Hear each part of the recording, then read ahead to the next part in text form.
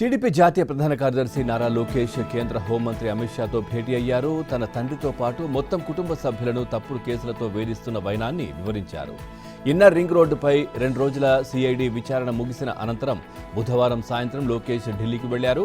రాత్రి పొద్దుపోయాక అమిత్ షాతో ఆయన నివాసంలో సుమారు అరగంట పాటు సమావేశమయ్యారు. ఆ సమయంలో ఏపీ బీజేపీ అధ్యక్షురాలు లోకేష్ పెద్దమ్మ పురంధేశ్వరితో పాటు తెలంగాణ బీజేపీ అధ్యక్షుడు కిషన్ రెడ్డి కూడా అక్కడే ఉన్నారు. రాష్ట్రంలోని పరిస్థితులను అమిత్ షాకు లోకేష్ క్షుణ్ణంగా వివరించారు. స్కిల్ డెవలప్మెంట్ ప్రాజెక్టులో అక్రమ కేసు పెట్టి చంద్రబాబును అరెస్ట్ చేసిన తీరు, ఆయన జైలు నుంచి బయటకు రాకుండా చూసేందుకు వరుసగా వేర్వేరు కేసులు పెట్టడం, తనను విచారణ పేరిట ఇబ్బంది పెట్టడం గురించి వివరించారు. చివరికి తన తల్లిని, భార్యను ఇబ్బంది పెట్టేందుకు ప్రయత్నిస్తున్నారని తెలిపారు. విజయవాడ సిబిఐ ఏసీబీ కోర్టు నుంచి ఢిల్లీలో సుప్రీంకోర్టు దాకా తాము చేస్తున్న న్యాయ పోరాటం, అక్కడ కేసుల పరిస్థితి గురించి కూడా తెలిపారు. జగన్ అధికారంలోకి వచ్చిన రోజు నుంచే రాష్ట్రంలో ఆటవిక పరిస్థితి నెలకొందని, ఇప్పుడు అది పరాకాష్ఠకు చేరిందని చెప్పారు. చంద్రబాబు పైన, లోకేష్ పైన ఎన్ని కేసులు పెట్టారో అడిగి తెలుసుకున్నారు. 73 ఏళ్ల వయసులో ఉన్న వ్యక్తిని ఇలా ఇబ్బంది పెట్టడం సరికాదని అభిప్రాయపడ్డారు. అమిత్ షాతో లోకేష్ భేటీపై పురంధేశ్వరి ట్వీట్ చేశారు. రాష్ట్ర ప్రభుత్వ కక్ష సాధింపు గురించి అమిత్ షాకు లోకేష్ వివరంగా చెప్పారు. చంద్రబాబు అరెస్టు వెనుక బీజేపీ ఉందనే వాళ్ళు ఇప్పుడు చెప్పండి, మీరంటున్నది నిజమైతే లోకేష్కు అమిత్ షా అపాయింట్మెంట్ ఇస్తారా అని ప్రశ్నించారు. ఇన్నర్ రింగ్ రోడ్డు కేసు విచారణకు సిఐడి అధికారులు టీడీపీ ప్రధాన కార్యదర్శి లోకేష్ను పిలిపించారు. పదుల సంఖ్యలో ప్రశ్నలు సంధించారు. సిఐడి అధికారులు మొత్తం 47 ప్రశ్నలు సంధించగా నేరుగా ఇన్నర్ రింగ్ రోడ్డుకు సంబంధించిన ప్రశ్నలు 2-3కు మించి లేవని సమాచారం.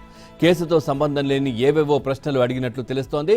వివిధ వర్గాల సమాచారం మేరకు హెరిటేజ్, టీడీపీ కార్యాలయం, కృష్ణానది పక్కన ఇల్లు తదితర విషయాల్లో ప్రశ్నలు వేసినట్లు తెలుస్తోంది. మంగళ, బుధవారాల్లో సిఐడి అధికారులు లోకేష్ను మొత్తం 13 గంటల పాటు ఆయనను విచారించారు. ఈ కేసులో సిఐడి అధికారులు ఢిల్లీ వరకు వెళ్లి లోకేష్కు నోటీసులు జారీ చేశారు. ఒకరోజు విచారణతో సరిపెట్టకుండా వరుసగా 2 రోజులు ఆయన విచారించారు. కోర్టులో కూడా దీనిపై హోరాహోరీగా వాదనలు జరిగాయి. ఇంత చేస్తే విచారణలో పైపైన ప్రశ్నలు వేసి ముగించేశారు.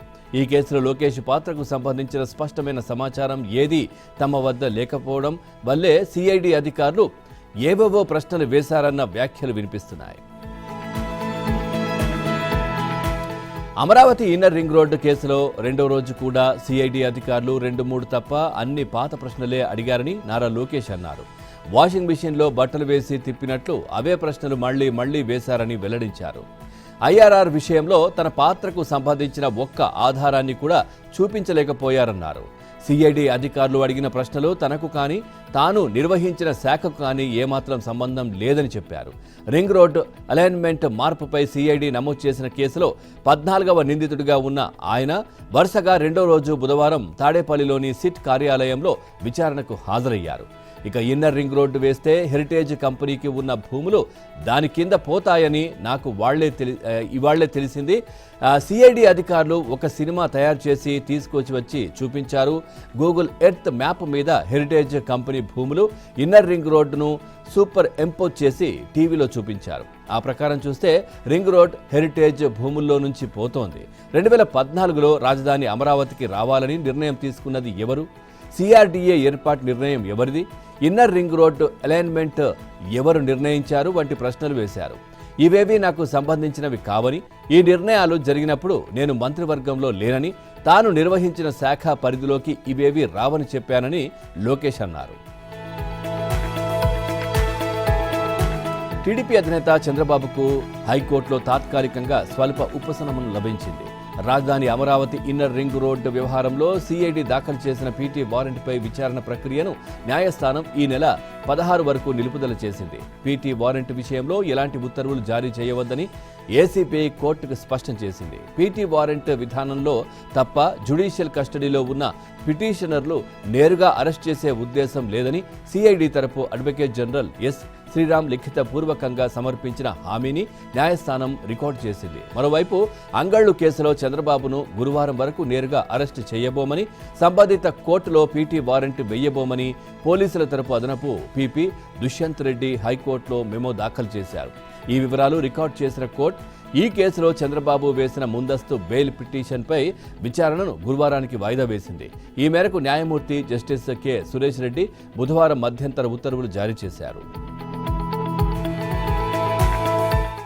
స్కిల్ డెవలప్మెంట్ వ్యవహారంలో సిఐడి నమోదు చేసిన కేసులో తనకు బెయిల్ మంజూరు చేయాలని కోరుతూ టీడీపీ అధినేత చంద్రబాబు బుధవారం హైకోర్టులో పిటిషన్ దాఖలు చేశారు. ఈ వ్యాజ్యం గురువారం న్యాయమూర్తి జస్టిస్ సురేష్ రెడ్డి ఎదుట విచారణకు రానుంది. రాజకీయ కక్ష సాధింపులో భాగంగా తనపై కేసు నమోదు చేశారని, కేసు పెట్టిన 22 నెలల తర్వాత అకస్మాత్తుగా అరెస్టు చేశారని చంద్రబాబు పేర్కొన్నారు. ఇప్పటికే సిఐడి తనను కస్టడీకి తీసుకుని 2 రోజుల పాటు విచారించింది. మరో 5 రోజుల పాటు కస్టడీకి ఇవ్వాలని కోరుతూ వేసిన పిటిషన్ను ఏసీబీ కోర్టు కొట్టివేసింది. ఏసీబీ కోర్టు న్యాయాధికారి తన వాదనలో పరిగణలోకి తీసుకోకుండా బెయిల్ పిటిషన్ను కొట్టివేశారు. చట్టాన్ని గౌరవించే వ్యక్తిని, ప్రజా జీవితంలో ఉన్నానని, సిఐడి దర్యాప్తునకు సహకరిస్తానన్నారు. కోర్టు విధించే షరతులకు కట్టుబడి ఉంటానన్న చంద్రబాబు బెయిల్ మంజూరు చేయండని అభ్యర్థించారు. ఫైబర్నెట్ కార్పొరేషన్లో జరిగిన అవకతవకల్లో చంద్రబాబు ప్రమేయం ఉందని, ఆయన్ను విచారించాల్సి ఉందని సిఐడి దాఖలు చేసిన పీటీ వారెంట్పై తీర్పును ఏసీబీ కోర్టు గురువారానికి వాయిదా వేసింది. ఐఆర్ఆర్, ఫైబర్ కేసులకు సంబంధించి సిఐడి దాఖలు చేసిన పీటీ వారెంట్లపై విచారణకు ముందు తమ వాదనలు వినాలని చంద్రబాబు తరపు న్యాయవాదులు వేసిన రైట్ ఆఫ్ ఆడియన్స్ పిటిషన్ను డిస్మిస్ చేసింది. ఐఆర్ఆర్, పీటీ వారెంట్పై హైకోర్టు స్టే ఇవ్వడంతో దానిని పక్కన పెట్టారు. తర్వాత ఫైబర్నెట్ కేసులో దాఖలు చేసిన పీటీ వారెంట్పై సిఐడి తరపున ప్రభుత్వ న్యాయవాది వివేకానంద వాదనలు వినిపించారు. ఈ కేసులో A1గా ఉన్న వేమూరి హరిశ్చంద్ర ప్రసాద్, చంద్రబాబుకు మధ్య ఉన్న సంబంధాలను వెలికి తీయాల్సి ఉందని, ఈ కార్పొరేషన్లో 114 కోట్లు దుర్వినియోగమయ్యాయని తెలిపారు. న్యాయాధికారి స్పందిస్తూ ఒక కేసులో కొత్తగా నిందితులను చేర్చినంత మాత్రాన వారందరినీ అరెస్టు చేయాలని ఎక్కడుందని ప్రశ్నించారు. పీటీ వారెంట్పై సిఐడి ఏం కోరుతోందని అడిగారు. చంద్రబాబును కోర్టులో హాజరుపరిస్తే ఆయనకు ఫైబర్ గ్రిడ్ కేసులో జ్యుడిషియల్ రిమాండ్ విధించాలా, పోలీస్ కస్టడీకి తీసుకోవాలా అన్నది చెబుతామని వివేకానంద అన్నారు. దీనిపై చంద్రబాబు తరపు సీనియర్ న్యాయవాది దమ్మాలపాటి శ్రీనివాస్ అభ్యంతరం వ్యక్తం చేశారు. సిఆర్పిసి సెక్షన్ 267 ప్రకారం ఒక కేసులో జైల్లో ఉన్న నిందితుణ్ణి మరో కేసులో కోర్టులో హాజరుపరచకూడదని, దీనికి సంబంధించి పలు తీర్పులు ఉన్నాయని ప్రస్తావించారు. చంద్రబాబే మా జీవితం, ఆయన ఎక్కడుంటే మేము అక్కడే, ఆయన రాజమండ్రి జైల్లో ఉంటే మేము అక్కడే చేరువగా ఉంటాం. ఇది చంద్రబాబు కుటుంబం మాట. ఇప్పటికీ చంద్రబాబు సతీమణి భువనేశ్వరి, కోడలు బ్రాహ్మణి ఇంటిని వదిలి 32 రోజులైంది. ఏనాడు ఇంటి గడప దాటి రాజకీయాలు మాట్లాడని వారు చంద్రబాబు కోసం ఆ క్యారవాన్లలో బస చేస్తున్నారు. తమ బాధను మనసులో దాచుకొని సంఘీభావం తెలియజేయడానికి వచ్చిన నాయకులకు, అభిమానులకు ధైర్యం చెబుతున్నారు. అందరినీ తమ బంధువుల మాదిరిగా పలకరిస్తూ వారు చెప్పినవి వింటున్నారు. గత నెల 10వ తేదీన చంద్రబాబును స్కిల్ డెవలప్మెంట్ కేసులో రిమాండ్ ఖైదీగా రాజమహేంద్రవరం సెంట్రల్ జైలుకు తరలించారు. నాటి నుంచి ఆయన కుటుంబం సెంట్రల్ జైలుకు చేరువగా ఉన్న రాజమహేంద్రవరం ఆర్వీ నగర్లోని క్యాంప్ ఆఫీసులో బస చేస్తున్నారు. ఏ రోజుకు ఆ రోజు చంద్రబాబు రాకకు ఎదురు చూస్తూనే ఉన్నారు. న్యాయం కోసం పోరాడుతున్నారు. చంద్రబాబు కుమారుడు నారా లోకేష్ న్యాయ పోరాటం కోసం ఢిల్లీలో ఉంటూ మరోపక్క సిఐడి విచారణకు హాజరవుతూ ఇంకో పక్క పార్టీ వ్యవహారాలు చూసుకుంటున్నారు.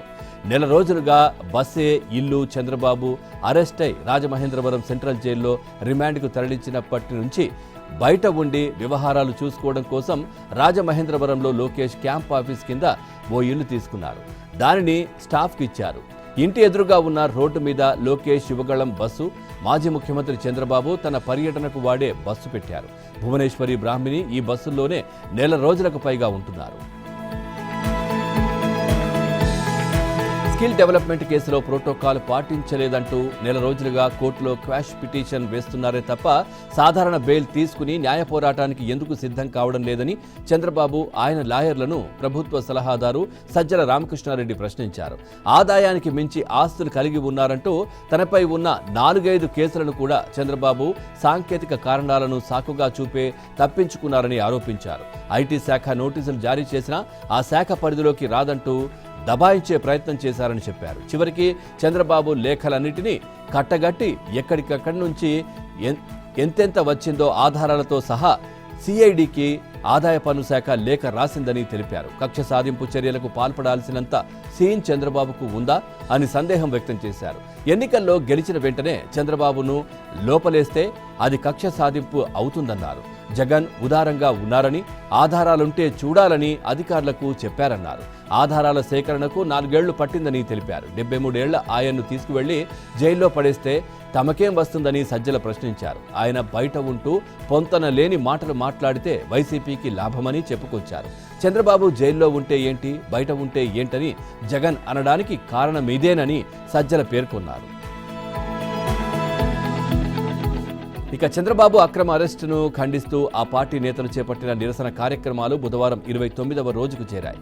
చంద్రబాబుకు సంఘీభావంగా టీడీపీ శ్రేణులు రిలే నిరాహార దీక్షలు, పాదయాత్రలు, సర్వమత ప్రార్థనలు, బాబుతో నేను పేరిట సంతకాల సేకరణ, ఇంటింటికి కరపత్రాల పంపిణీ, రచ్చబండ సభలు నిర్వహించారు. ఉరవకొండలో పయ్యావుల కేశవ్ ఆధ్వర్యంలో కార్యకర్తలు అర్ధనగ్న ప్రదర్శన చేశారు. నగరిలో గాలి భానుప్రకాష్ జలదీక్షలో పాల్గొన్నారు. అద్దంకిలో ఎమ్మెల్యే రవికుమార్ కొత్తూరు నుంచి కొమ్మినేనివారిపాలెం వరకు భారీ సైకిల్ ర్యాలీ నిర్వహించారు. నెల్లూరు రూరల్ ఎమ్మెల్యే కోటంరెడ్డి శ్రీధర్ రెడ్డి సంఘీభావ సదస్సు నిర్వహించారు. కంచికచర్లలో కోగంటి బాబు ఆధ్వర్యంలో నల్ల బెలూన్లతో నిరసన తెలిపారు. ముమ్మిడివరం అయ్యప్ప స్వామి ఆలయంలో దాట్ల సుబ్బరాజు ప్రత్యేక పూజలు నిర్వహించారు. కర్నూలు జిల్లా బూరెడ్డిపల్లిలో అఖిలప్రియ, శ్రీశైలంలో బుడ్డా రాజశేఖర్ రచ్చబండ కార్యక్రమం నిర్వహించారు. కొవ్వూరులో పార్టీ నేతలు సుబ్బరాయ చౌదరి, రామకృష్ణారావు సర్వమత ప్రార్థనలు చేశారు. ఏలూరు జిల్లా చింతలపూడిలో టీడీపీ నేతలు మోకాళ్లపై నిలబడి నిరసన తెలిపారు. జనసేన, సిపిఐ, సిపిఎం ప్రజా సంఘాల నాయకులు సంఘీభావం ప్రకటించారు. ఉత్తరాంధ్ర ఉద్ధరణ పేరిట జగన్ సర్కార్ మరో నాటకానికి తెరలేపింది. రాజధానిని దొడ్డిదారిన విశాఖకు తరలించేందుకు రంగం సిద్ధం చేసింది. దీనిపై బుధవారం 2 చీకటి జీవోలు జారీ చేసింది. అమరావతి నుంచి కార్యాలయాలు తరలించరాదని హైకోర్టు విస్పష్టంగా ఆదేశాలిచ్చినా, 3 రాజధానులపై సుప్రీంకోర్టులో విచారణ జరుగుతున్నా రాజధానిని మార్చేందుకు జగన్ సర్కార్ దొంగ దారిని ఎంచుకుంది. అదే ఉత్తరాంధ్ర అభివృద్ధిపై నిరంతర సమీక్ష. రిషికొండకు గుండు కొట్టి మరీ సీఎం కార్యాలయం కోసం భవనాలు నిర్మించారు. ఆయనతో పాటు సీఎంఓ అధికారులు కొందరు మాత్రమే విశాఖకు వెళ్లే అవకాశం ఉందని అంతా భావించారు. కానీ ఏకంగా అన్ని శాఖల కార్యదర్శులు, శాఖాధిపతులు, స్పెషల్ ఆఫీసర్ల మకాం విశాఖకు మార్చేలా కుట్ర పన్నారు. ఇందులో ఎక్కడ కార్యాలయాల తరలింపు అని ఉండదు. కానీ ప్రభుత్వ అసలు ఉద్దేశం మాత్రం అదే. ఉత్తరాంధ్ర వెనకబాటు గురించి జగన్కు 4.5 ఏళ్లకు గుర్తొచ్చిందా అనేది అసలు ప్రశ్న. ఇంతకాలం ఆయన ఉత్తరాంధ్ర అభివృద్ధి కోసం చేసింది శూన్యం. విశాఖకు రాజధాని తరలిస్తామన్న ప్రకటన తప్ప ఆ ప్రాంత ప్రజల సామాజిక, ఆర్థిక అభివృద్ధి కోసం కొత్తగా ఏమీ చేయలేదు.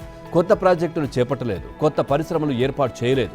ఉపాధి అవకాశాలు కల్పించలేదు. రోడ్డు రవాణా వ్యవస్థ, విద్యా సంస్థల ఏర్పాటు గురించి ఆలోచన చేయలేదు. పైగా ఉన్న పరిశ్రమలను, ఐటీ సంస్థలను విశాఖ నుంచి వెళ్లగొట్టారు.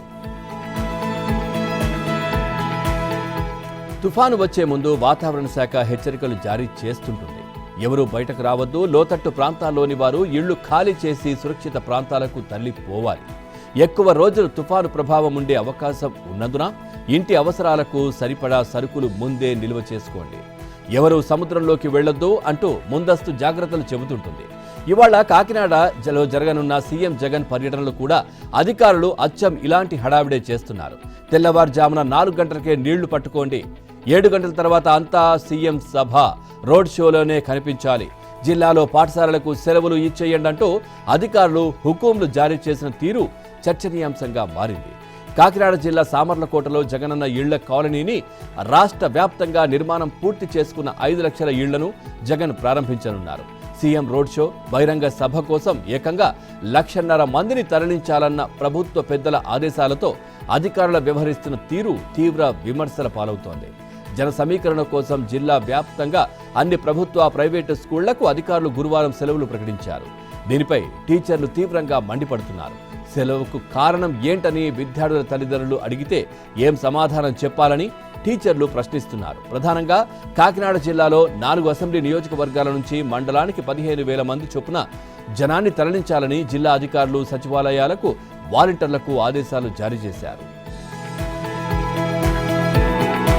రాష్ట్రంలోని పాఠశాలల విద్యార్థులకు అంతర్జాతీయ స్థాయి విద్యా ప్రమాణాలను అందేలా చూస్తామంటూ జగన్ ప్రభుత్వం తీసుకున్న నిర్ణయాలు ప్రైవేటు కంపెనీలకు కాసుల వర్షం కురిపిస్తున్నాయి. ఇప్పటికే బైజూస్ కోసం కోట్లు ఖర్చు చేసిన ప్రభుత్వం ఇప్పుడు టోఫెల్ అంటూ హడావిడిగా చేసుకున్న ఒప్పందం కోసం వందల కోట్లు ఖర్చు చేయనుంది.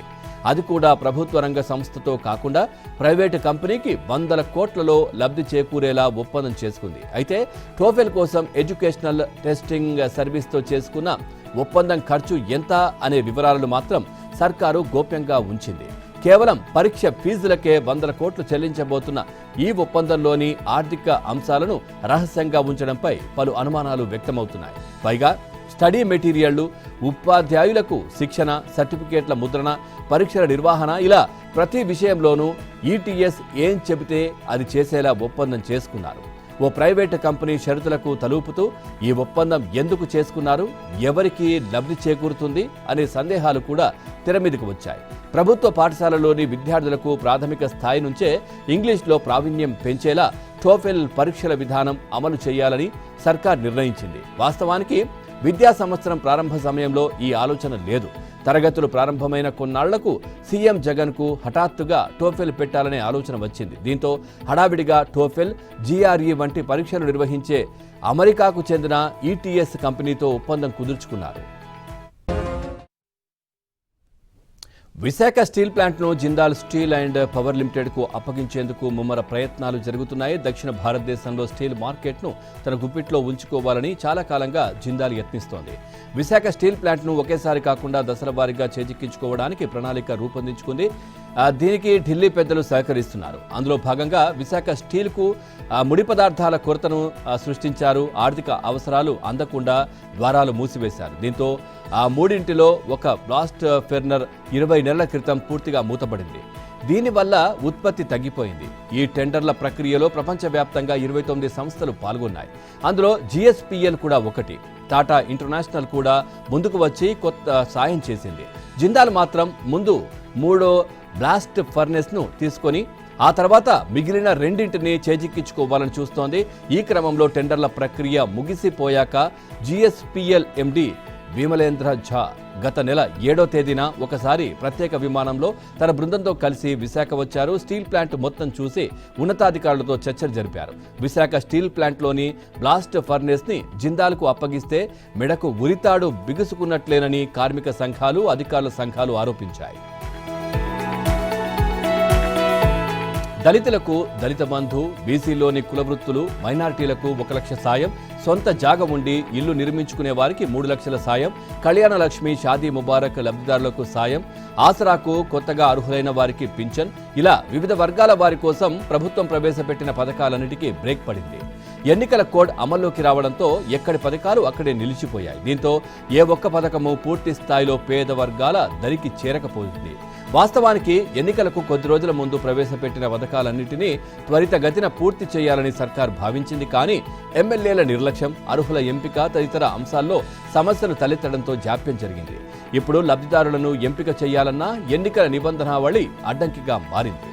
కొత్త పథకాలను ప్రవేశపెట్టడానికి వీల్లేకపోగా ప్రస్తుతం అమలవుతున్న పథకాల్లోనూ కొత్త లబ్ధిదారుల గుర్తింపునకు అవకాశం లేదని ఎన్నికల సంఘం స్పష్టం చేసింది. ఎన్నికల కోడ్ అమల్లోకి వచ్చే నాటికి అర్హులుగా గుర్తింపబడి జాబితా సిద్ధమైన వారికి మాత్రం అందుకు సంబంధించిన లబ్ధిని అందించేందుకు అవకాశం ఉంది. దీంతో కొత్త వారి గుర్తింపు, పథకాల అమలు మొత్తం ఎన్నికల తరువాతే తిరిగి ప్రారంభం కానున్నాయి. అయితే నవంబర్లో జరగబోయే ఎన్నికల్లో రాజకీయ పార్టీలన్నీ పలు కొత్త పథకాలను ప్రకటించే యోచనలో ఉన్నాయి. ఇందుకు తమ మేనిఫెస్టోలో వాటిని పొందుపరుస్తున్నట్లు సమాచారం.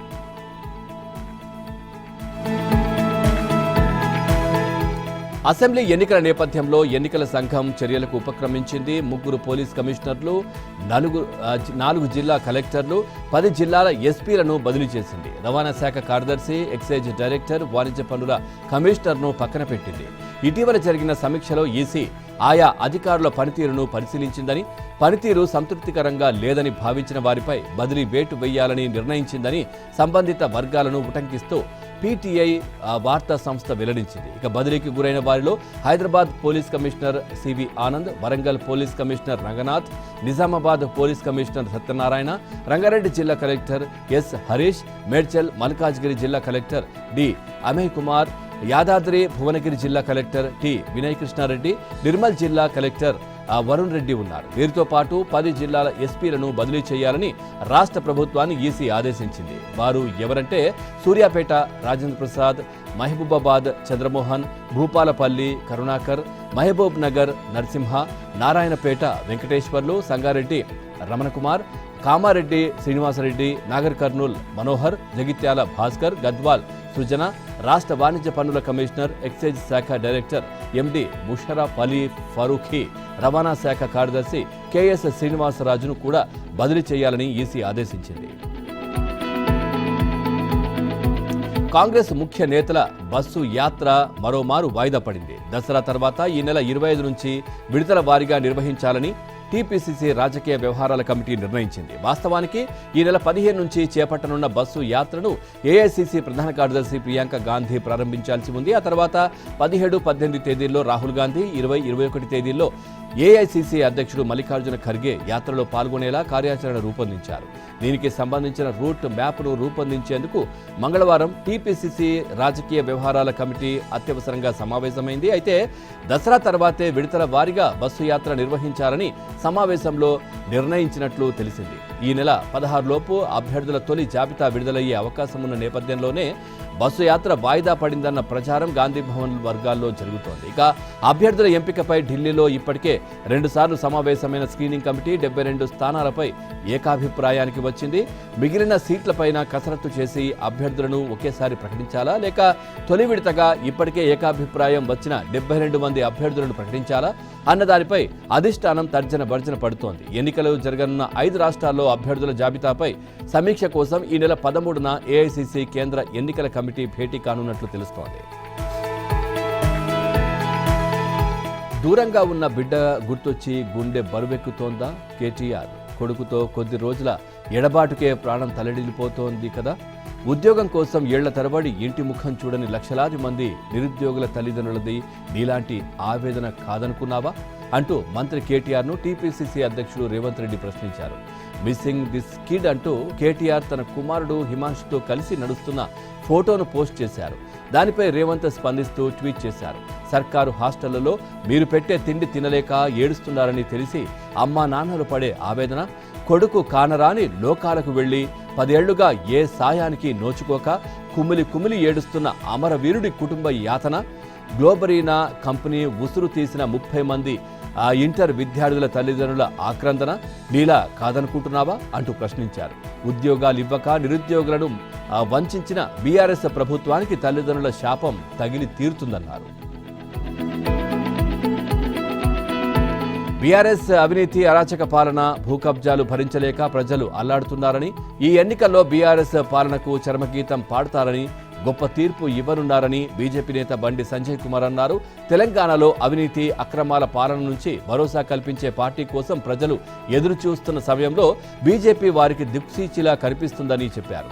ప్రజల ఆశీస్సులతో బీజేపీ అధికారంలో రావడం తథ్యమని, కరీంనగర్లోనూ బీజేపీ గెలుపు ఖాయమన్నారు. కేసీఆర్ సహా బీఆర్ఎస్ నేతలకు సిగ్గు శరముంటే గత మేనిఫెస్టోలోని హామీలెందుకు అమలు చేయలేదో అమరుల స్తూపం వద్ద చర్చించేందుకు సిద్ధం కావాలని సవాల్ చేశారు.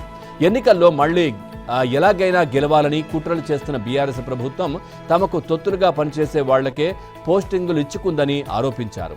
అన్ని శాఖల అధికారులను బదిలీ చేసిన ప్రభుత్వ ఇంటెలిజెన్స్ అధికారులను ఎందుకు బదిలీ చేయడం లేదని ప్రశ్నించారు. వారేంటి లేని ఆ కాంగ్రెస్ ఇచ్చే గ్యారంటీలను ప్రజలు నమ్మబోరని చెప్పారు. ఎంగిలి మెతుకులకు ఆశపడే నీచమైన పార్టీ ఎంఐఎం అని, ఆ పార్టీకి చీము నెత్తురుంటే తెలంగాణ అంతటా పోటీ చేయాలని సవాల్ విసిరారు. అసెంబ్లీ ఎన్నికల్లో కరీంనగర్ నుంచి పోటీ చేయాలనే ఆలోచన ఉందని, పార్టీ అధినాయకత్వం తీసుకునే నిర్ణయానికి కట్టుబడి ఉంటారని చెప్పారు. సీఎం కేసీఆర్ ఆరోగ్యంపై తమకు అనుమానాలున్నాయని, ఆయన ఎందుకు బయటకు రావడం లేదని ప్రశ్నించారు. గతంలో వైసీపీ తరపున ఏపీలోని పులివెందుల శాసనసభ నియోజకవర్గం, విశాఖపట్నం లోక్సభ నియోజకవర్గం నుంచి పోటీ చేసిన వైఎస్ఆర్ సతీమణి విజయలక్ష్మి ఈసారి తెలంగాణలో తన అదృష్టాన్ని పరీక్షించుకోనున్నారు. అసెంబ్లీ ఎన్నికల్లో ఖమ్మం జిల్లా పాలేరు నుంచి వైఎస్ఆర్టీపీ అభ్యర్థిగా రంగంలోకి దిగనున్నట్లు విశ్వసనీయ సమాచారం. ఇంతకుముందు పాలేరు నుంచే తాను పోటీ చేయనున్నట్లుగా ప్రకటించిన ఆ పార్టీ అధినేత్రి షర్మిల మిర్యాలగూడకు షిఫ్ట్ అవుతున్నట్లు తెలుస్తోంది. వైఎస్ఆర్టీపీ రాష్ట్ర కార్యాలయంలో గురువారం జరగనున్న పార్టీ కార్యవర్గ సమావేశంలో షర్మిల ఈ మేరకు ప్రకటన చేయనున్నట్లు సమాచారం.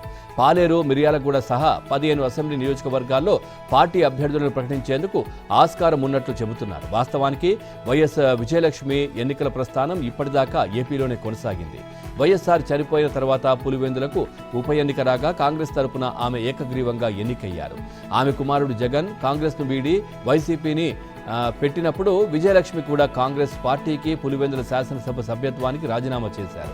2011లో జరిగిన ఉప ఎన్నికల్లో వైసీపీ తరపున పులివెందుల నుంచి ఆమె తిరిగి ఎన్నికయ్యారు. అయితే 2014 ఎన్నికల్లో పులివెందుల నుంచి వైఎస్ జగన్ పోటీ చేయగా విజయలక్ష్మి విశాఖపట్నం లోక్సభ స్థానం నుంచి బరిలో నిలిచి ఓటమి పాలయ్యారు.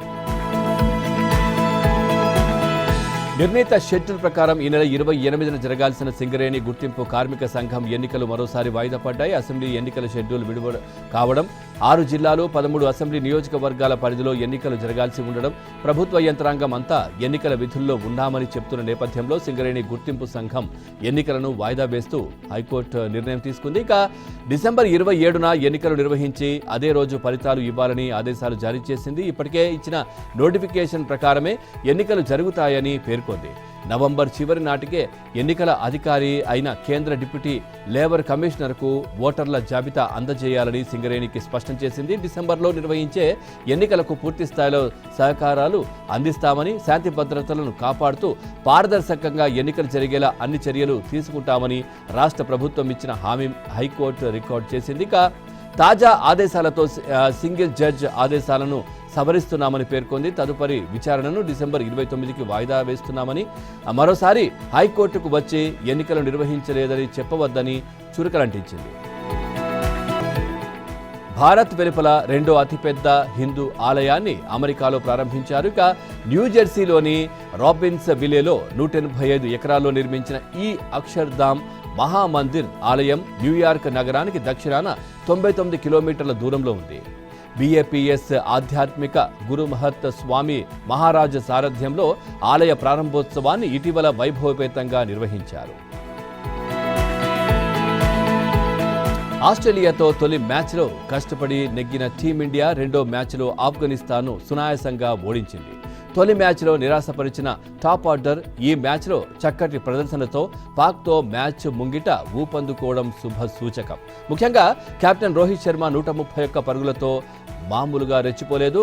మరో ఓపెనర్ ఇషాన్ కిషన్ 47 పరుగులతో కూడా రాణించగా కోహ్లీ 55తో జోరు కొనసాగించాడు. శ్రేయస్ అయ్యర్ సైతం ఆడిన కాసేపు ఆకట్టుకున్నాడు. ఇక ఆఫ్ఘాన్ బౌలర్లో రషీద్ ఖాన్ మినహా అందరూ తేలిపోయారు. మొదట ఆఫ్ఘాన్ 8 వికెట్లకు 272 పరుగులు చేసింది. హష్మతుల్లా షాహిదీ 80 పరుగులతో ఇన్నింగ్స్ ఆడగా అజ్మతుల్లా అమర్జాయ్ 62తో రాణించారు. బుమ్రా 4, హార్దిక్ 2 ప్రత్యర్థిని దెబ్బకొట్టారు. ఇక భారత్ శనివారం తన తర్వాతి మ్యాచ్లో పాకిస్తాన్ను ఢీకొట్టనుంది.